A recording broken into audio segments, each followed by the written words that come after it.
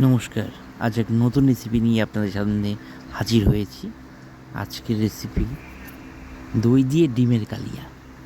সঙ্গে থাকুন, দেখতে থাকুন। অসাধারণ সেন্ট উঠেছে, অসাধারণ টেস্ট হয়েছে। আলুগুলো ভেজে নেব। ডিম ভেজে নিয়েছি।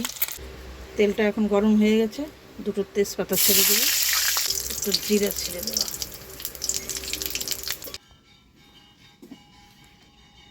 পেঁয়াজ কুচি, রসুন কুচি, আদা কুচি, লঙ্কা গুঁড়ো, জিরা গুঁড়ো, হলুদ গুঁড়ো, টমেটো কুচি। এখন পেঁয়াজ কুচিটা দিয়ে নিব, রসুন কুচি, আদা কুচি, ভালো করে নেড়ে চেড়ে কষিয়ে নেব।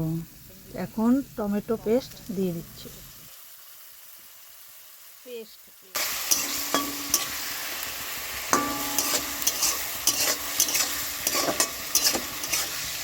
একটু ভালো করে নাড়াচাড়া করে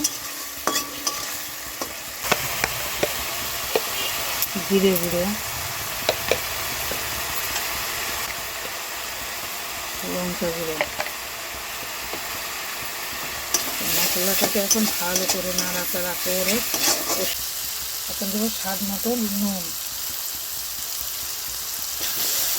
কালার হওয়ার জন্য 5 মিনিট দিচ্ছি।